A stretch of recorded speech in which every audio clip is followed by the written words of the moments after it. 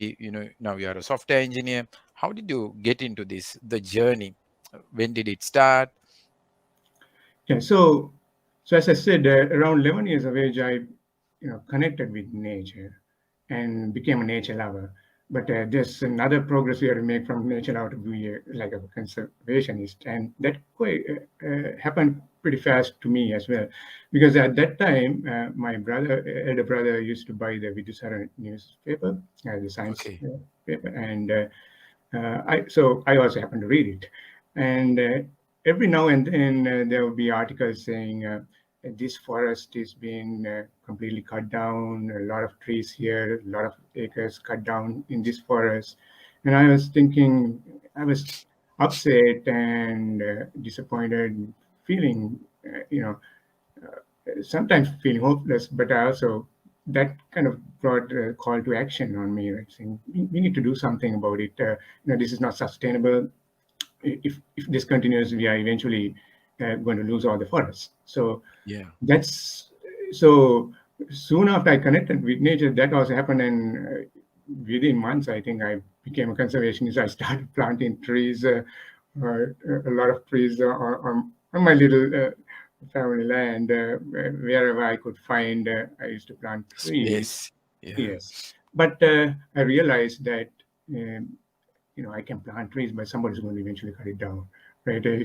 If it's a private land, Yeah. um, and so then I decided, okay, uh, uh, I needed to buy my own land and plant trees, which I did. I have a beautiful 2 acres in close to Karnataka Airport, in an area called Andiambalam, Valpola. And Okay. when I go there today, like I bought it about 13 years ago now. Now when I go there, it's kind of a mini rainforest in 2 acres.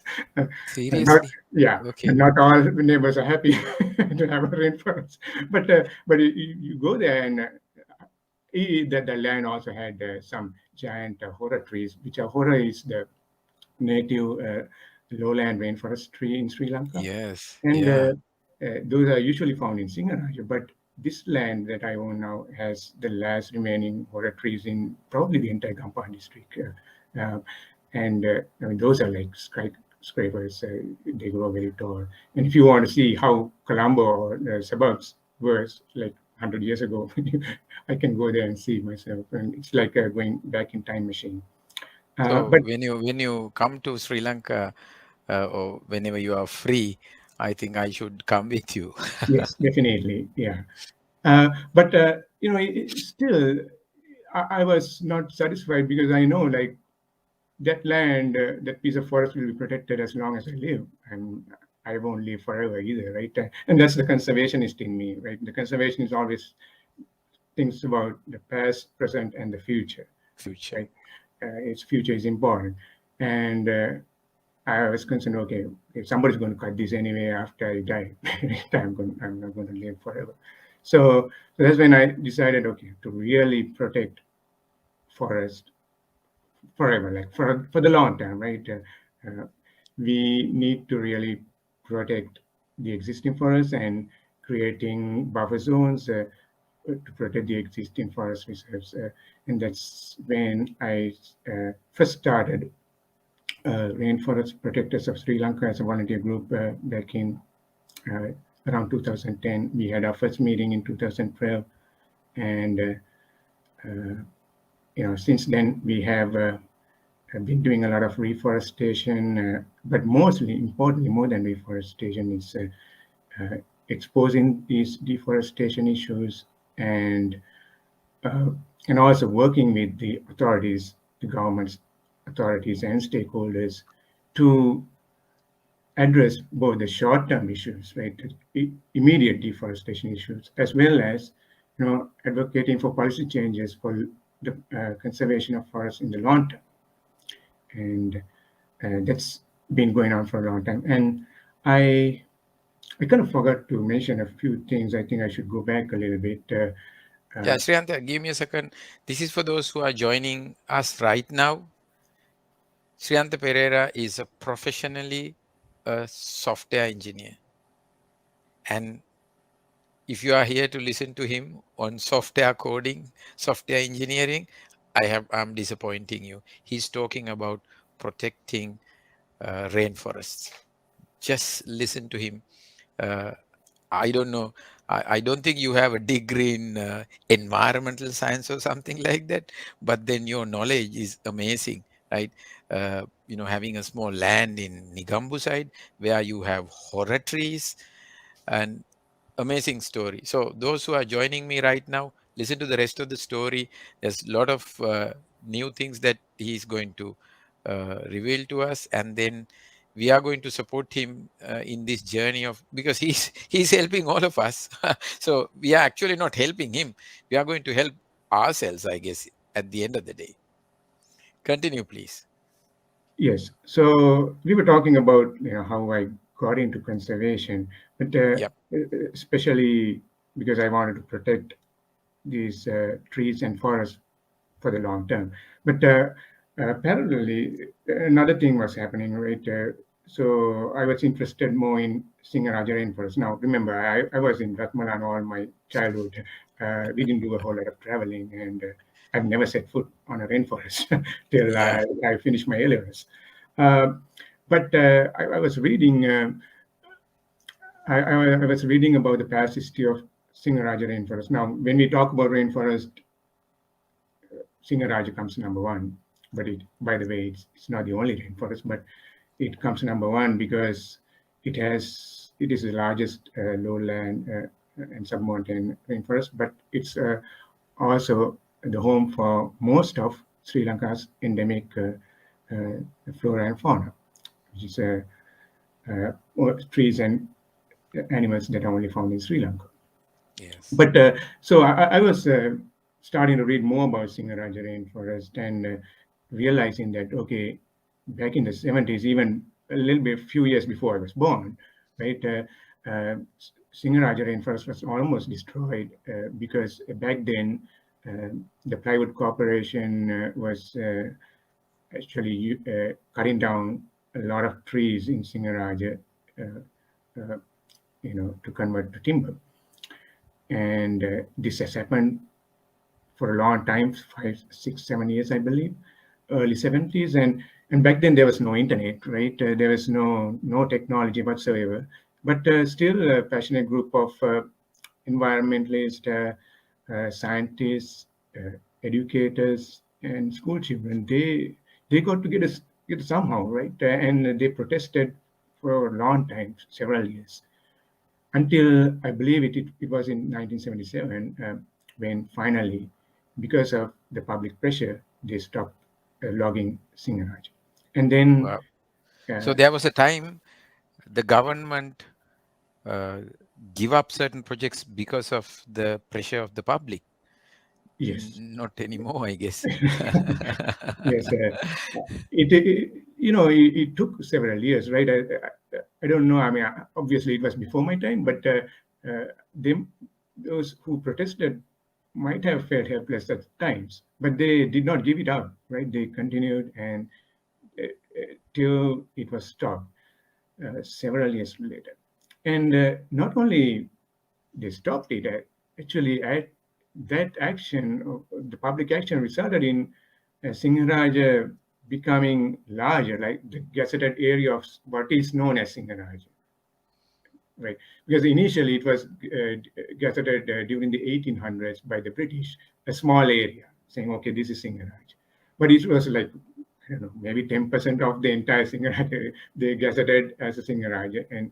But so because of these protests in the 70s, 1970s, uh, eventually the login was stopped and Singharaja was gazetted as an expanded area. But still, it was not the entire forested area. Still, it was only about 50% of the forest area was gazetted as Singharaja. And then fast forward to around 2011, we had this issue of new road construction happening through pristine area called Ilimbakanda and Suryakanda. So the road construction road was to connect Ilumbakanda to Suryakanda on the other side. But that there has been a small path, a footpath, but now the government was trying to build a wide road where Motorable. heavy vehicles, lorries can go, uh, and this was through a pristine area. And you know what happens, like once you build a road through the rainforest, once you cut a road through the rainforest, is You first thing. divide the forest. Exactly. Immediately, all the small animals, like obviously amphibians, reptiles, they get squashed, right? I mean, they vehicles Yeah. start going over them, they die. Birds die of collisions, and then you have pollution, you have noise pollution, you have or solid waste Garbage pollution, dumping, garbage you name dumping, it. and then comes the shops, and the shops kind of encroach the size, and then And comes then you have the hotels and then the yeah, toilets and then you name it. yes. So we see that all. I mean, we see that through Vilpattu, we see that through Sinharaja. You can name it. Once a road is built through the forest, the forest is gone. It's fragmented. Animals can't cross it, and com- complete deforestation happens. So it was important to stop that because it was a pristine area of rainforest, and there's a lot of environmentalists working to stop that. And I also joined them. Uh, we wrote a lot of letters. We got a lot of educated scientists also involved. And again, this was one of the rare victories. And thanks to, especially, I think Professor Nimal Gunatilik also played a big role there. He headed the scientific committee and recommending that this area we should uh, we should not cut the road through this area. Like the roads can be developed up to Ilmukanda, but not from here to Suryakanda. So there And was a time that the governments listened to scientists. yes, quite ironically, even I couldn't believe my eyes. Right, and I think the then environment minister was also quite accommodating for that. Honorable Priyadarshini Appa, I personally wrote a letter for him, and I know it was delivered. And uh, one of we had a contact who basically explained it to him, and he kind of agreed that something needs to be done. So we are grateful for him, and it's one of those uh, rare victories, right? Because as an environmentalist, as a conservationist, we wake up and 99% of the time we hear bad news, and that's it's frustrating and it's very tough on us. And sometimes these rare victories are really great. And but even then, I was not like there's something missing because okay, we know it's a matter of time before this pops up again, right? Because this Yes. area was still not gazetted. It was supposed to be annexed to Sinharaja, but it was not completed. So we kept on fighting. Through Rainforest Protectors of Sri Lanka, we wrote a lot of letters. We even met the Conservator General say, hey, you need to speed this thing up because usually for a development project, government is fast to act. Right? They acquire the lands within months, and Yeah, you are overnight. yeah. But when it comes to protecting a forest or a national park, it takes They're like very this thing slow has to act. yeah. Honestly, this thing has been going for a couple of decades, right? Environmentalists have been telling the Forest Conservation Department, hey, you need to annex all these forest lands, which are all already under government, but under different institutions. Like some of them are under the Land Reforms Commission. So they just need to talk to the other government agency and say, okay, this is part of Sinharaja. We need to acquire and protect it. Right? That's all they need to do. And it takes, yeah, interestingly, it takes decades to do that. But so somehow our organization and other environmentalist organizations, educators, they all have been working.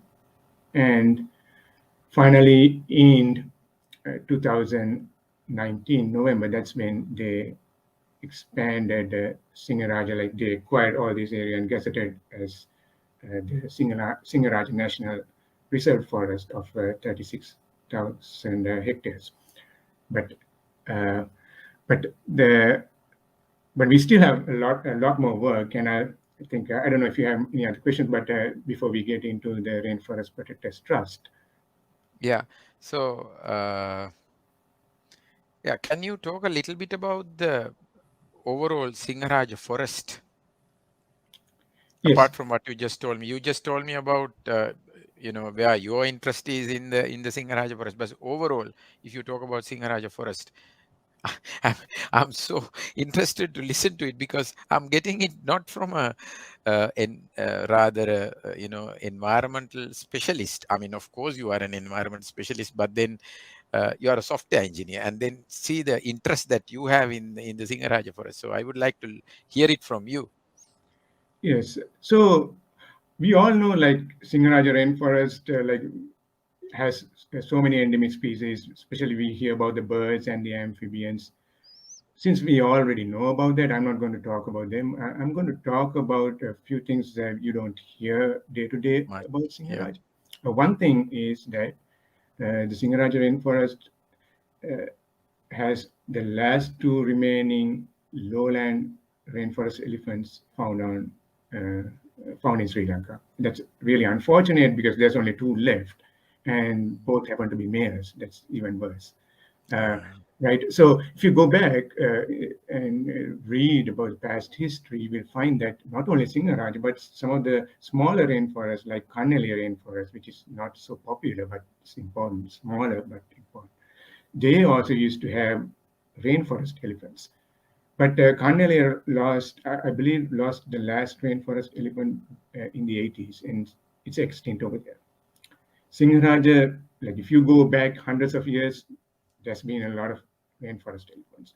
Uh, there's uh, uh, there's known to be at least 10 rainforest elephants, uh, several that decades were ago. there. But they because poaching, habitat fragmentation, and all, only two elephants remain. And these are not your typical dry zone elephant that you see in Yala and whatever. These are completely different kind of elephants. And unfortunately, there's only two male elephants left, and we know it's a matter of time before we We completely lose both lose, of them. and then they go extinct. And these two elephants actually they're trying to. I mean, they're in their peak. They are they're in their middle ages. Like they're in the peak age where they're looking for mates, and they're kind of going out of the rainforest, going through fragmented forest patches, going through villages, trying to look for mates. We know they're not going to find it because there's no female elephant in there. Yeah, yeah, So it's really unfortunate. Um, and it's also home to a few leopards, right? And back in 2013, a very rare black leopard was found on a poacher's snare, and it died eventually. And black leopards are almost unheard of, in Sri Lanka, very rare, right? But every time we find a black leopard, it's unfortunately found trapped, almost dying, and eventually within hours, it dies. yeah. Another one died, I think, last year or year before that, in the Few died like that. yes, peak buildings. So, there's a few remaining leopards, and I believe there might be at least one more black leopard there because the black adaptation gives them in the rainforest. It helps them hunt easier, right? I mean, if you're black, you're in the rainforest, it's dark, it's hard to see you. And so those are the megafauna of Singaraja, not many talk about because there's only few remaining. But uh, for a conservationist, it's sad to see that we're coming to this state where just we are almost at the end of near extinction of the rainforest elephants and the leopards, especially the black leopards of Singaraja. And that's one thing I wanted to tell. The other thing is, so So per the gazette issued in 2019, Sinharaja was expanded, but it still excluded a couple of important rainforests, namely the Kudumiria rainforest and the Delgoda conservation forest. Both are in the northern sector. And I don't know why, but my guess is that they are so fragmented, they are so encroached that forest department probably considered them they're gone anyway. They don't. No more considered as forests. Yes, but just these are still rainforest, and if you go there, you see a lot of endemic species and sometimes geological features that might even rival Sinharaja. So we cannot just give up hope on them. And yes, and the third thing I want to mention is that so Sinharaja rainforest, if you look, feeds a lot of rivers, right? It feeds the Ginganga on the southern end, and it Okay. eventually feeds the Kaluganga on the northern end. Right? There's a whole bunch of rivers like Kudava River, Delgoda River. There's a whole bunch of rivers in the northern end. They eventually feed the Kaluganga, and and but if you look at these rivers, most of them are not bordering Sinharaja anymore, right? Sinharaja rainforest itself has lost these riverine rainforests, right? The riverine rainforests are the most biodiverse, but it has lost all these, right? There's only a few like meters here and there where the river really directly borders Sinharaja. But all the other places, you see the river completely cut off, right? Encroached, and there's not even a buffer zone, right? People build houses and hotels right till the edge of the river. And interestingly enough, actually, I happened to watch this YouTube program on rivers recently, and in Sri Lanka, right, Kaluganga, and I was looking at so after the rain, right? It's the Kaluganga is all all muddy and all, right? So you can Yes. see all this mud. When streams originate from Singaraja and they go to the rivers there, those are pristine, clear, fresh water. I mean, it's Pure water. still pure water, as clear as it can get. There's no, not even a drop of mud. Yes. So all this mud is accumulated because there's so much deforestation, encroachment of the river buffer zones, right? People are not considering, river buffer zones and just, clear cutting everything, not protecting the river. So, so those are the three things about Singaraj I wanted to mention, especially that no one talks about is that it's important that we recreate this lost riverine rainforest of Singaraj. Okay. Lot of details. So those who have joined us, this is Sriyantha Perera, and then he's the Settler, Rainforest Protectors Trust, and even though he's a software engineer, he's doing a lot to protect Sinharaja specifically. Not that the other forests are not important, but single-handedly with a bunch of people who are interested in the same cause, he's doing that. So my next question is, uh, you were talking about rainforest protectors as an association or a bunch of people getting together, and then you have the Rainforest Protectors Trust. Now, how is the transformation? Are these working as two separate entities? How they are connected? What's the relationship? Yeah, so they are connected in the sense, we are all like together, like we know each other, right? We started from the same organization, and we set up like as a legal entity, though we set up Rainforest Protectors Trust, registered with the land registry in Colombo, because the reason was, okay, we need to protect real acres of these privately owned forest patches because uh, previously, uh, so under Rainforest Protectors of Sri Lanka, we would find out that there is this deforestation happening in like in the buffer zone of Sinharaja. We would alert the Forest Conservation Department, and the reply most often we get is, "Oh, we It's a cannot do private anything land. about it. This is a private land, and we just all we can do is just let it be deforested." So I was very upset about it, and also coming back to the 3 points I just mentioned about before, right? In the northern sectors, especially, we have this unprotected forests, and then the rivers being completely cut off from Sinharaja, and the fragmented forest, uh, and the elephants not being able to go from one patch of forest to the other without going through a village, right? And they then you have the human-elephant conflict. So, so that's when we decided, okay, we needed some establishment organization to purchase and permanently protect these privately owned forest lands to create a protected buffer zone around Singaraj and also these biodiversity corridors between these fragmented forest patches. And so that, we first registered this in 2017. That's when we registered it under land registry, and since then we have purchased and protected 4 lands, totaling 24 acres to date. Right? Wow. Yes.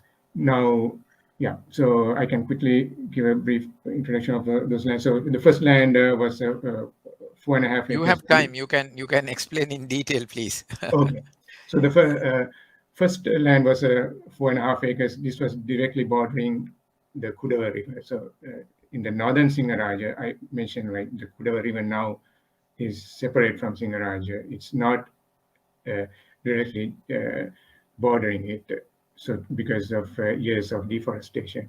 So here we found a good opportunity to protect directly riverfront land, forest land, um, so that we can protect riverine rainforest because that's the most biodiverse. So we purchased this 4.5 acres that was directly facing Kudava River. Okay. That was, and I put my money on that because you had to lead by example, right? So Wow. that's the first one I You walk the talk. yes, right, because I cannot tell, hey, let's protect this, and then say, okay, you do that. I don't want to do that, right? We have to lead by example.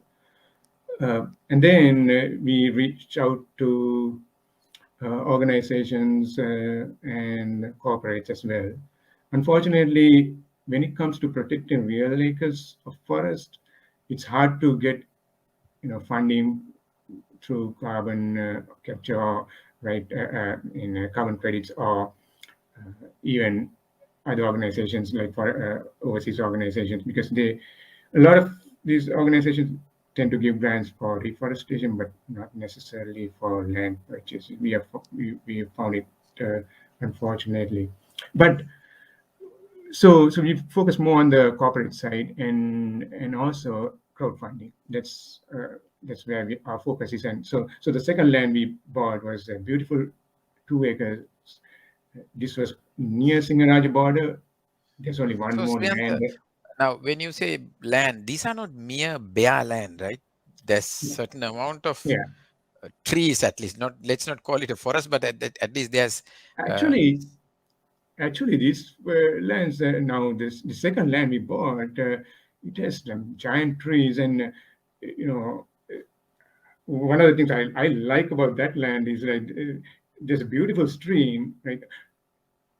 And in that stream, the middle is kind of like an island, small island. And in that island, we have this giant tree.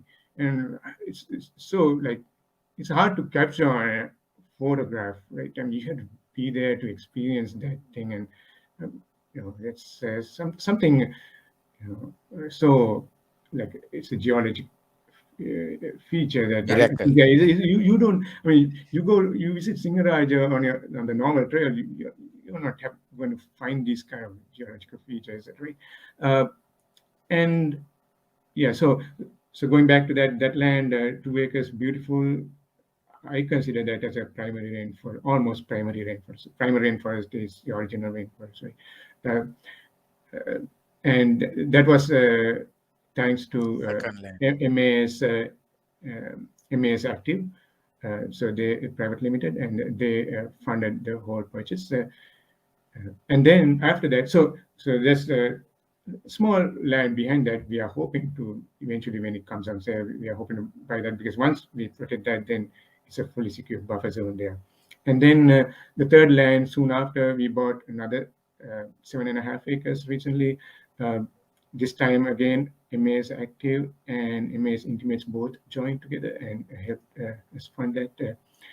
This one directly bought Sinharaja, so that boundary, like we took forest officers there, we verified the boundary, and the boundary poles are still there, and and the land is fully forested. I mean, this is gigantic for trees.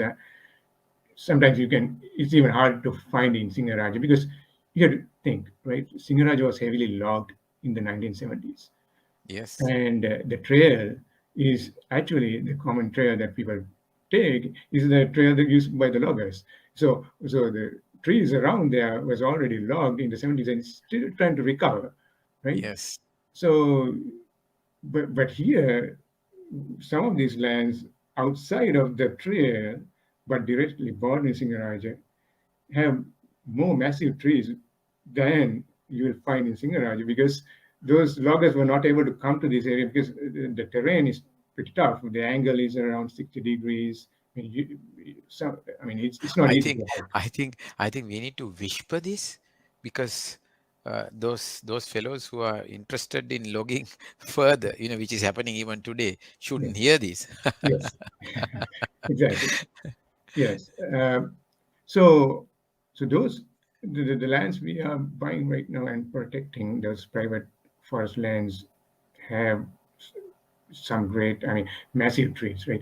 And the fourth land is more important, right? We are right now in the process of buying it, 10 acres, and exactly opposite, like joining this previous 7.5 acre land, and behind directly bordering Sinharaja Rainforest as well. And again, this has massive trees, and on top of that, it even has this geologic feature, uh, right? Yeah, a stream is going through a cave.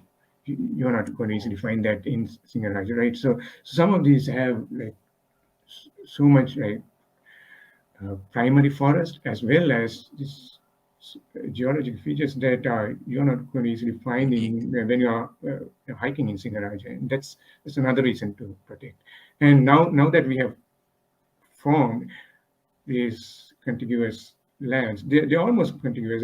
And honestly, though, when I first, when we first started Rainforest Protectors Trust, even I didn't imagine that we could be kind of successful in getting contiguous kind of forest land, because I was kind of afraid we might get one land in one area, maybe 1 kilometer further we might get another. How are we going to connect this? Like, but my advice again is start from somewhere, right? And that's what I learned. Right?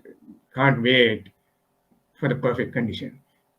So I had to start from somewhere, and then we'll figure out a way, right? So the way we found out was the northern area of Sinharaja had a lot of private forest lands left. Now, not everything is available to protect at any given time, but we'll start from somewhere, and the others will come, and we'll um, start protecting them as we go on. Okay, I forgot one more important thing about that Yeah. fourth land, is that the fourth land was entirely uh, possible to protect because of the crowdfunding campaign. We originally, it did take quite a long time. It took about 2 years to raise the funds. We started late 2019. The original was to plan buy a 4.5 acre somewhere else, or rather 4 acres. Uh, but but then the seller decided to keep it for the time being. So we were looking for other lands, and then we found the 10 acres, which is of course, larger, better, right, for slightly more price, but not a whole lot. And so again, thank you to all the individual donors. This is entirely possible because of the individual donors, right? A lot of more than 100 individual donors contributed, and together we were able to raise the funds. Uh, so right now our journey has been through partnerships with corporates, MAS, active and MAS intimates, as well as these crowdfunding individual donors. So my gratitude to those individuals, mass active, mass intimates from mass holdings. I don't think people even know that these corporates are doing these kind of things, other than what you probably put on your LinkedIn page or a Facebook page. People should know. I mean, you could go and spend your CSR money on various things, and I'm not going to say this one is better than the other one. But then when you go and protect a tree, and especially when you protect Sinharaja and then surrounding other rainforests, you are helping an entire nation. You are actually helping the entire world. So it's amazing. Yes. Uh, And if you don't mind, I have a few things I need to tell. Please, please, you have time. We have around Yes, maybe another 15 minutes. yes. Uh, so the 24 acres that we have protected so far seem like small compared to the entire Singaraj, right? But Yeah. what's important is the location where we have protected them. They are directly bordering or on almost directly bordering. And they are forming this protected buffer zone that Singaraja doesn't have. Like today, none of the forest reserves in Sri Lanka has a protected buffer zone. Not even Sinharaja World Heritage Rainforest. Right. So encroachment happens. You, you Straight into go. the rainforest. Yes, and you can go on Google Earth or Google Maps and see yourself, right? A lot of encroachment is happening right to the border, right? Even recently, about 3 years ago, you can clearly see like a large extent of pristine forest was burned down and cut, and you can clearly see that on the satellite images. And that land happens to be very close to the protected ones we are now protecting. Um, so what's important is that the 24 acres that we protected, four contiguous like lands, they are protecting hundreds of thousands of acres behind them because now someone has to go like it is acting as a protected buffer zone. They have to cross that, and uh, so we are continuously monitoring and making sure. Our goal is to make sure deforestation doesn't happen in that area. And we are also hoping to uh, have a conservation center coming up. We don't want to cut the forest to build a conservation center, so we are going to. Our plan is to find a suitable conservation center location close by the main road, which connecting to the Kudavar. Uh, So that the conservationist and the others who are interested parties could go there and observe what exactly is going on. exactly. Otherwise, Yes, there's a lot of people who are interested in volunteering. Um, and so the establishment of the conservation center will have the volunteers come.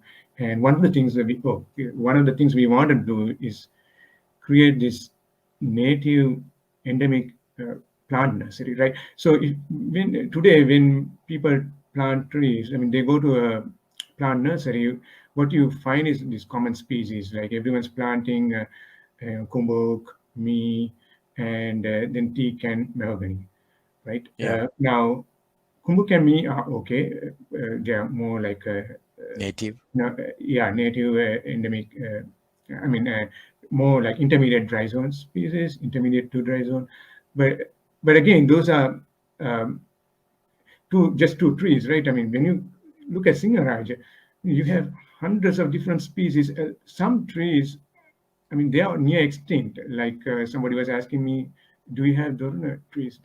I said, okay, I don't think we've come across anyone who has found a Dorna tree anywhere close by, right? So these are near extinct species. And when you go to a plant nursery today and people are trying to reforest, you're pretty much you planting the same species. And by the way, the teak and mahogany fine to plant on private land. I think it's good. I myself plant a few on my land as well, because that way, like, we can reduce the need to cut timber in the forest. But they should, this, especially mahogany, should never be planted near a forest, because they tend to be invasive. They are not native to Sri Lanka, and I've heard reports that certain forests, especially Udavatta Kala in Kandy, have a big problem with mahogany being invasive species, because they displace the native trees eventually. So, so when you are planting trees, you have to be careful that you want to plant native trees, endemic species especially, and unfortunately, those finding endemic trees, plants are really hard.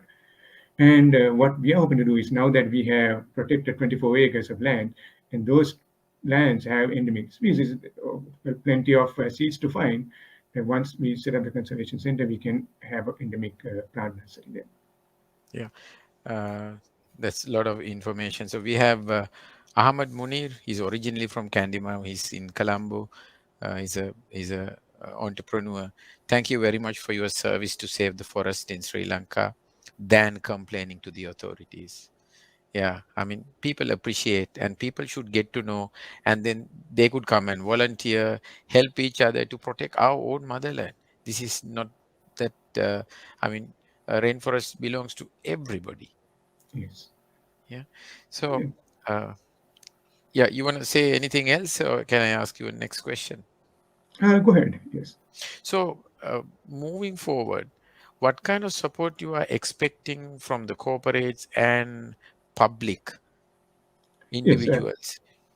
Yeah. So we still have a lot of work to do, right? There's a lot, hundreds of acres of, or even thousands of acres are still unprotected in this area, right? They're still under private ownership, and we want to extend the protected buffer zone that we have created. We also want to create some biodiversity corridors between those fragmented forests. So the thing that we faced is that, okay, we need more funding, right? So Yeah. so for corporates, I hope that other corporates will also join and help protect these forests, as and individuals, like we also urge you, like, if you go to our website, rainforestprotectorstrust.org, and uh, you can and there's a link to donate, right? You can look at the current projects that we are doing and the completed projects, and you can pay, you can donate to a project.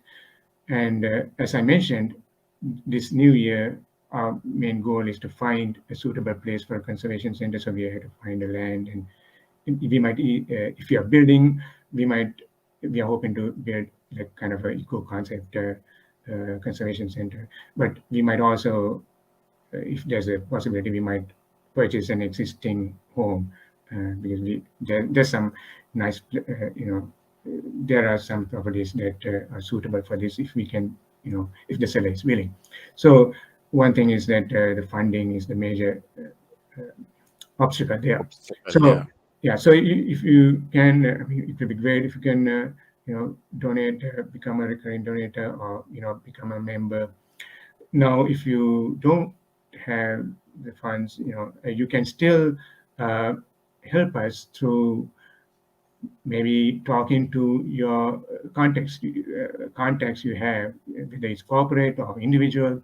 Uh, Tell about what we are doing, and visit us on social media, right? We have Facebook, Instagram, LinkedIn, YouTube, everywhere.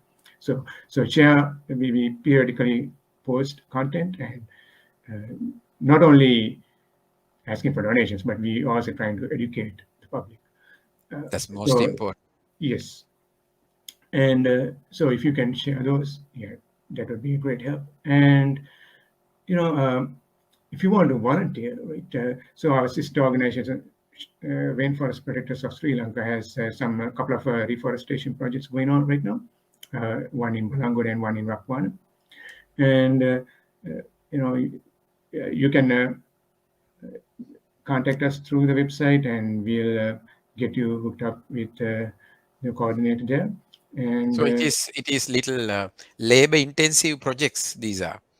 yes, so unfortunately, yes. So the reforestation, the issue is that when a forest is completely destroyed by fire, quickly the invasives get hold, right? The invasives are the kakil, the mana, pangiri, those kind of things, and they kind of completely cover the area. Now you can't even plant a tree because the invasives are there. Now you have to clear the invasives.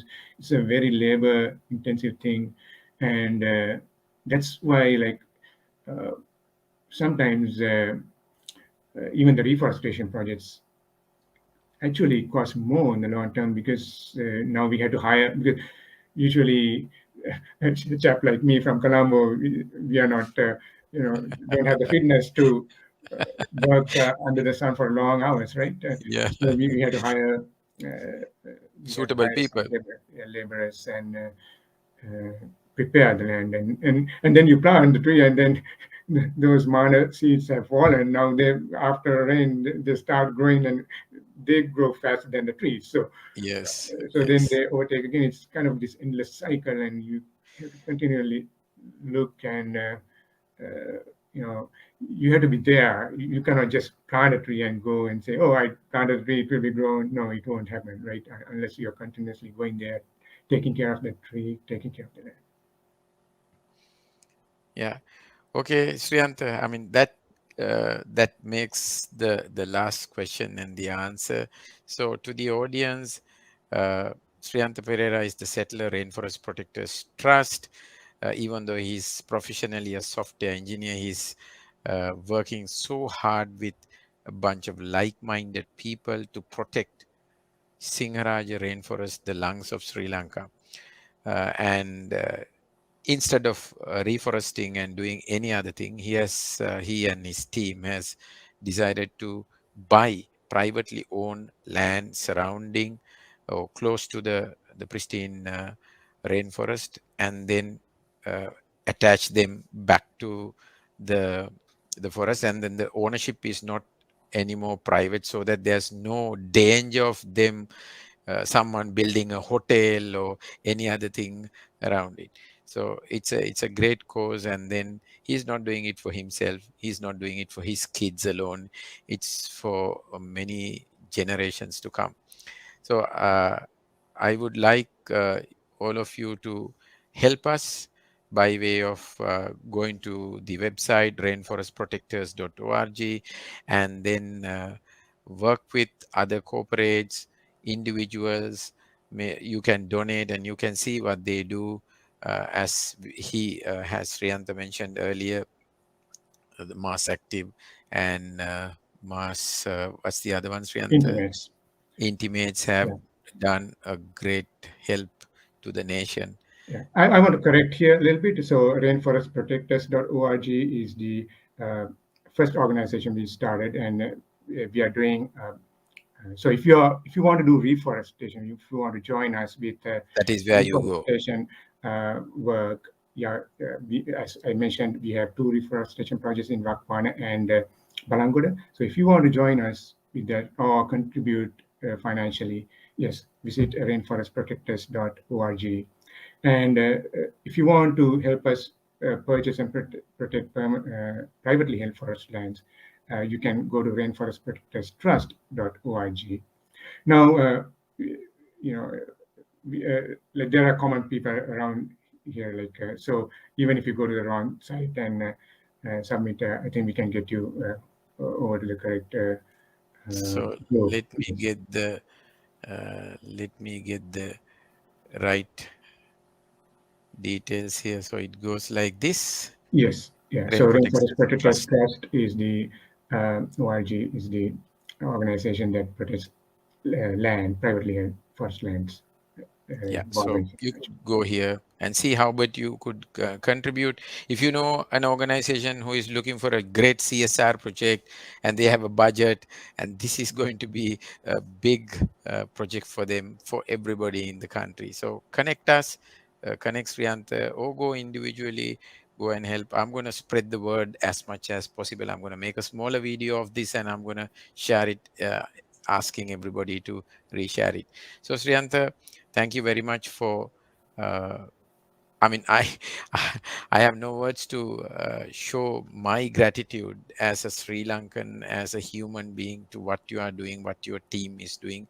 But anyway, thank you very much while you are having a busy schedule for coming to this show and then help us understand what you do to protect this. Because you can't expect the government or the ministers or some of the officials to do this. We know not everybody is transparent or honest. Everybody is behind. They all have certain agendas. So, but then being a software engineer, you have uh, got together with like-minded people, and I'm also someone like you. Of course, I mean I can't come even close to you. If you ask me, for last 3-4 years, I have planted only 3 trees. Okay, So you I need to have do failed. more. I have failed miserably. I need to do more when I Yeah, look at. and Mm. yeah, and I'm just the messenger, right? I mean, I wish that I had that magic thing that converts the nature. I mean, there's so many nature lovers, but not a whole lot of conservationists. The Yes. conservationists, like I mentioned, things like when you go to a beautiful place, the first thing we think is this protected, right? Before even taking the photograph. So I hope that other nature lovers will take that extra step to become conservationist. And if you if you don't want to join us, I mean, I would say go ahead and whether you want to Do start your own something. organization or maybe you already live close by a forest that you can protect yourself. Go ahead and do it. Yeah. Yeah, yeah, amazing. Siddhanta, I'm also thinking about working with you with kids. I would like to invite you one day where you would come and talk about what you are doing to, bunch of kids, to educate and enlighten them so that they will continue what you are doing right now. One day I'll organize a session with you, privately held event. Maybe you can come on Zoom or whatever and then help. So Definitely. Sriyantha, thank you very much for coming here. Thank And you for having me on your program. I think yeah, I really and enjoyed then it. yeah, all our viewers who are joining from Facebook, LinkedIn, and YouTube, thank you very much. See you next week with another great guest and with another knowledge sharing session on Sri Lanka's first LinkedIn live talk show. And I hope everybody will have a great night and stay safe. Good night. Thank you. Good night.